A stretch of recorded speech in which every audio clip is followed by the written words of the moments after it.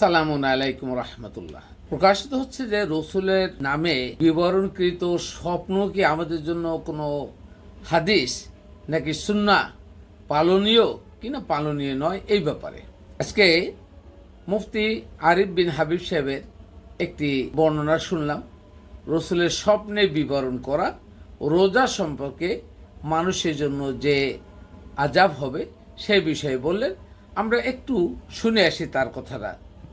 রাসূলুল্লাহ সাল্লাল্লাহু আলাইহি সাল্লাম বলেন, আমি ঘুমিয়ে আছি, দুই ব্যক্তি আমার কাছে আসছে। আসার পর ফাআখাযা বিদবঈ, আমার বাহু ধরছে। ধরার পর আমারে টাইনা নিয়ে যাইতেছে, স্বপ্নে দেখতেছে নবীজি। সুবহানাল্লাহ। নবীজি বলেন, আমারে নিয়ে যাইতেছে, যাইতে যাইতে দেখলাম ফাআতায়া বি জাবালান ওয়া'রা, আমারে একটা পাহাড়ের কাছে নিয়ে গিয়েছে।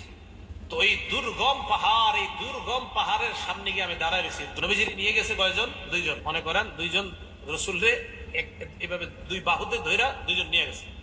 তো আমাকে যখন ওই দুর্গম পাহাড়ের কাছে নিচে আমি দাঁড়ায় রইলাম, ফাকালা, দুইজন আমাকে বললেন, ইসআদ, এই পাহাড়ের উপর উঠেন। তো আমি জবাব দিলাম, লা উতিকুহু, না না, আমি পারবো না, এই দুর্গম পাহাড়ে, এই পাহাড়ে কে উঠবে, আমি পারবো না। নবীজি বলেন, ওই দুইজন নবীজিকে বললেন, সানুসাহিলুহু লাকা, আপনি টেনশন করেন না, পাহাড়ে ওঠা আমরা দুইজন আপনার জন্য সহজ করে দিব।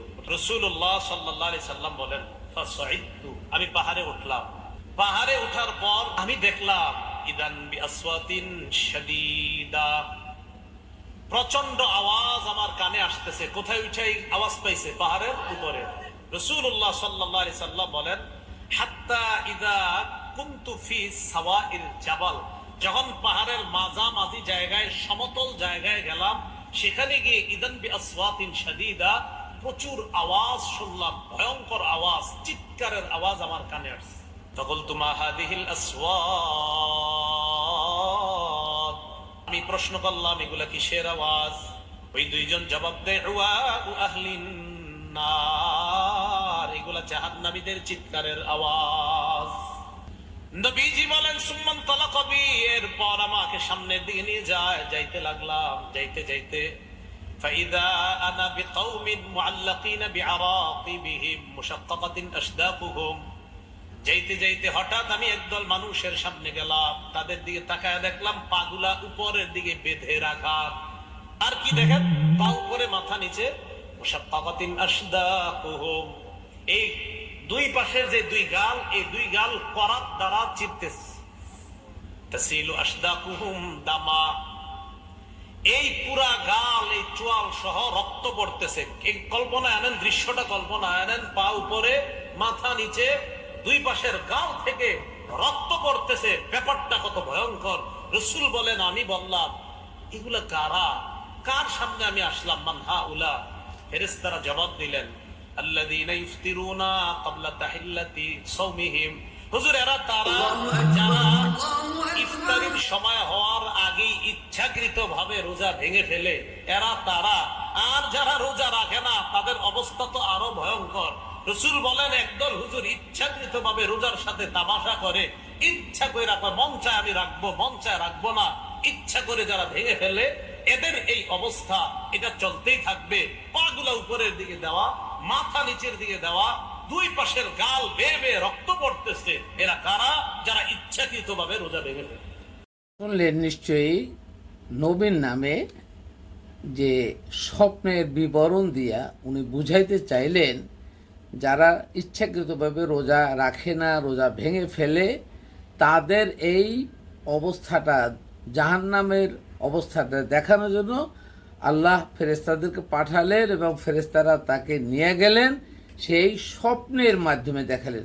প্রশ্ন হলো, এইটা মানবজাতির জন্য নিশ্চয়ই জানা বা বোঝার, বা আযাব সম্পর্কে আল্লাহ জানা বা বোঝার জন্য বিভিন্নভাবে কোরআনে বর্ণনা করা আছে, এবং তা থেকে মানুষ বুঝে না। আর যদি না বুঝে, তাহলে নবীকে ওহী মারফতে বিভিন্নভাবে মানুষের জন্য পাঠাতে পারবে হেদায়েত হিসাবে। কেন স্বপ্নে পড়তে হলো? এই যে কথাগুলো বলছেন নবীর নামে, হয়তো অনেকে আবেগে অনেক কথাই বলবেন, যে আবেগে, হ্যাঁ হুজুর তো খুব ভালো কথা বলছেন। বিবেককে একটু জাগ্রত করুন, বিবেককে উৎকর্ষিত করুন। কেন স্বপ্নে বলা হবে? আর নবীর নামে কেন স্বপ্নে রচনা করা হবে, এটা কোথায় আছে? কোরআনে কোথাও আছে? এই কোরআনের বিরুদ্ধে এই মিথ্যাচার সাজানো নাটকগুলা ইবলিস এবং ইবলিস সদৃশ ইবলিসের যে দোসর, তারাই এই রচনা করে ফেলাইছে, দীর্ঘদিন থেকে রচনা করে আসছে। ওরা শুধু বক্তার মতো বুকে যাচ্ছে, সাধারণ মানুষকে পথভ্রষ্ট করছে না। ফরজ রোজা আল্লাহ তাআলা ফরজ যারা সওম এসে আল্লাহ যেভাবে বলছেন সেভাবে করবেন। সুতরাং এটার জন্য এই জাহান্নামের আগুন দেখানোর জন্য তাকে স্বপ্নের ভিতরে টেনে নিয়ে যাবেন, উঠাবেন, পাহাড়ের উপরে এই মাঝামাঝি যায় শব্দ শুনবেন, চিৎকার শুনবেন, আর এই শব্দটা শুধুমাত্র ওদেরই, যারা রোজা রাখে না তাদের। কি তামাশা নয় রসুলের নামে, নবীর নামে, অবশ্যই। সুতরাং আমি একটা জিনিস আপনাকে বুঝাতে চেষ্টা করছি, আগেও বলছি, দেখুন রসুল আর নবীর পার্থক্য এই মৌলবীরা জানেননি।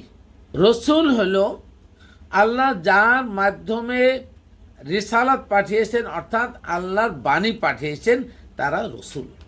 আর নবী হলো এই রসুলকেই নবী যখন আল্লাহ তাআলা বলছেন তার ব্যক্তিগত জীবনের কাজ কর্ম, তা সেটা হলো নবী। এখন এটা বোঝার জন্য একটু সহজ করে দিই।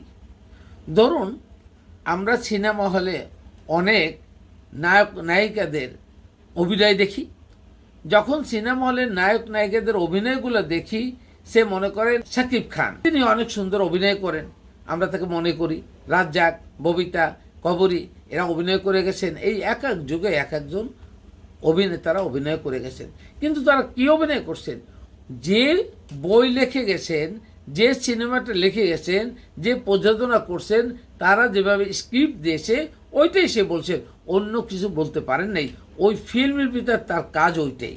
কিন্তু শাকিব খান ব্যক্তিগত জীবনে কয়টা স্বপ্ন দেখলো, কোন রাত্রে কয়টার সময় কি স্বপ্ন দেখলো, কিভাবে বাথরুমে গেল, কিভাবে চললো, ওই বর্ণনা শাকিব খানের কেউ শুনবে না। ওইটা সিনেমার জগৎটা সিনেমা, ব্যক্তিগত জীবনটা ব্যক্তিগত জীবন। ঠিক তেমনি আল্লাহ তাআলা রসুলকে যখন হেদায়েতের উদ্দেশ্যে তার রিসালাত নিয়ে মানব জাতির কল্যাণে প্রেরণ করেছেন, সেইটা হলো মানুষের জন্য পালনীয়, করণীয়, মাননীয়।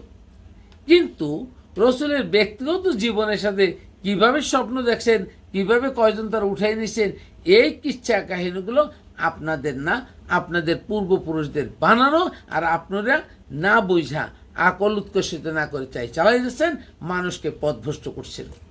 তাই সকল মানুষকে আমি একটু ভেবে দেখার অনুরোধ করব যে আপনারা নিজেরা নিজেদের মতো ভাবেন, কোরআন পড়ুন, কোরআন জানুন, কোরআন থেকে উৎসিত আকলের মাধ্যমে নিজের লাইফ স্টাইল গড়ে তুলুন।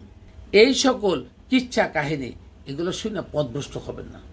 দেখুন আমাদের প্রায়ত শেখ মুজিবুর রহমান, যিনি বাংলাদেশের স্বাধীনতার নায়ক, তিনি মৃত্যুর পরে অনেক ঘটনা ঘটছে যে মৃত্যুর পরে উনি এই যমুনার স্বপ্ন দেখছে, অমুক স্বপ্ন দেখছে, এইগুলা দেখছে, সেইগুলা দেখছে, অনেক কিছু।